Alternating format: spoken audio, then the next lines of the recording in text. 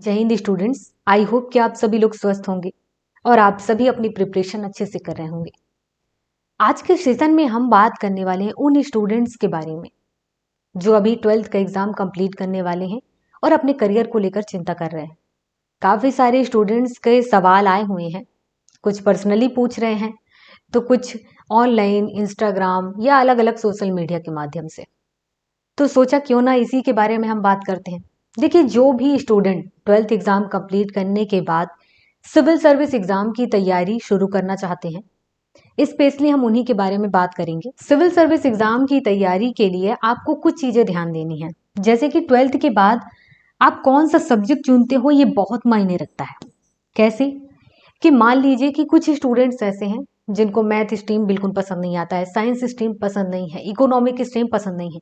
वो चाहते हैं कि एक ऐसा स्ट्रीम हम चुनते हैं जो हम आसानी से पढ़ भी पाएं, उसके लिए हमें कोचिंग नहीं जाना पड़े, खुद से हम पढ़ लें और उसमें पास भी हो जाए। तो ज़्यादातर से लोग चुनते हैं बैचलर ऑफ आर्ट, बीए। जो स्टूडेंट क्या करते हैं, बीए स्ट्रीम चुन लेते हैं। अब इसमें कई अपने अलग अलग सब्जेक्ट हैं, जैसे कि हिस्ट्री है, पॉलिटी है, सोसाइटी है, इसके अलावा लिटरेचर सब्जेक्ट होते हैं।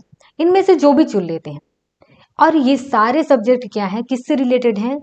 सीएससी एग्जाम से रिलेटेड है। सीएससी एग्जाम से रिलेटेड है तो इसलिए यहाँ पर जो तैयारी करेंगे वो उनकी तैयारी वही होगी जो सिविल सर्विस की अपनी डिमांड है। यहाँ पर सिविल सर्विस एग्जाम के लिए अलग से समय देने की जरूरत नहीं पड़ेगी।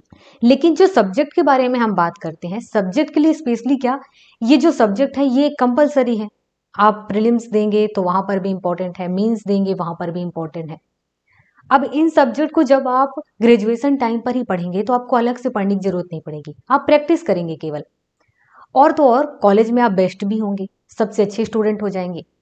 तो यहाँ पर जब आप कोई ऐसा स्ट्रीम चुन लेते हैं जहां से सीएससी एग्जाम की तैयारी अपने आप स्टार्ट हो जाती है, आपको इंटरेस्ट भी है, तो आप जाहिर सी बात है इन सब्जेक्ट को बहुत गहराई से पढ़ना चाहेंगे, अच्छे से जानना चाहेंगे। और यही एक प्लस पॉइंट है सिविल सर्विस एग्जाम की तैयारी के लिए। इसके अलावा कोई भी अदर सब्जेक्ट या अदर स्ट्रीम जिसमें से आप ग्रेजुएशन कंप्लीट करते हैं, तो यहाँ पर आपको अपने टाइम को दो पार्ट में बांटना होगा। एक पार्ट में बांटना होगा जिसमें आपका कॉलेज का काम कंप्लीट हो, मतलब कि कॉलेज की अपनी क्या डिमांड है उसके बारे में भी आपको जानकारी होनी चाहिए। और दूसरा, जब आप तैयारी करना ही चाहते हैं तो उसके लिए आपको क्या करना होगा कि आपको 3 से 4 घंटे डेली समय निकालना होगा सिविल सर्विस एग्जाम की तैयारी के लिए। और आज के टाइम पर जो नई शिक्षा नीति, एजुकेशन पॉलिसी आई है, उसमें 4 साल का समय लग जाएगा ग्रेजुएशन कंप्लीट करने में। तो यहाँ पर यूं समझ लीजिए कि 4 साल तक लगातार आप 3-4 घंटे सिविल सर्विस एग्जाम की तैयारी में अगर समय देते हैं तो आपकी लगभग तैयारी हो चुकी होगी। लास्ट में जब आप सिविल सर्विस एग्जाम का फॉर्म भरेंगे तो उस टाइम पर आपको समझ लीजिए कि केवल प्रैक्टिस की जरूरत होगी। मतलब प्रैक्टिस कैसे? आप मॉक टेस्ट देंगे। मॉक टेस्ट देंगे तो वहां पर आप देख पाएंगे कि आपकी तैयारी में लगभग कोई कमी तो नहीं रह गई है। इसका सिंपल सा मतलब ये है कि जैसे ही आप कॉलेज में एंट्री लेंगे, टाइम से क्या करना है, आपको सिविल सर्विस एग्जाम की तैयारी शुरू कर देनी है। और इसके लिए कुछ इंपॉर्टेंट चीजें हैं जिस पर आपको ध्यान देना होगा, और इसके साथ ही आपको अपने कॉलेज की चीजें भी साथ में पढ़नी होंगी। आपके पास यहाँ पर से समय नहीं मिलेगा कि आप घूमें फिरें या फिर पार्टी जाएं या शादी में जाएं, बिल्कुल भी नहीं। अगर सच में आप अपने करियर के बारे में सोच रहे हैं तो आपके पास वैसे भी समय नहीं होगा, क्योंकि अगर 3-4 घंटे सीएससी के लिए देंगे, 3-4 घंटे अपने कॉलेज के लिए देंगे तो टाइम बचता कहाँ है। थोड़ा बहुत मौज मस्ती ठीक है, चलेगा, कोई दिक्कत नहीं। जैसे जैसे आप सीएससी में कॉन्सेंट्रेट करेंगे आप ज्यादा समय इस पर देने लग जाएंगे। तो आपको कॉलेज के टाइम से ही अगर तैयारी करनी है तो अपने टाइम को दो पार्ट में बांटना होगा, एक सीएससी के लिए और एक कॉलेज के लिए। ध्यान से पढ़ना होगा एक अच्छे स्टूडेंट की तरह, और एक समझदार स्टूडेंट। रटने वाला स्टूडेंट नहीं बनना है, समझने वाला स्टूडेंट बनना है जो दुनियादारी भी समझे और अपने सब्जेक्ट के बारे में भी समझे। अब जब सीएससी एग्जाम की तैयारी कॉलेज में से स्टार्ट करेंगे तो आपको कुछ चीजें ध्यान देनी है। सबसे पहले आपको सिलेबस पता होना चाहिए। दूसरा, एग्जाम का जो पैटर्न है वो क्या है ये पता होना चाहिए। इसके बाद इसमें कौन कौन सी बुक लगेंगी,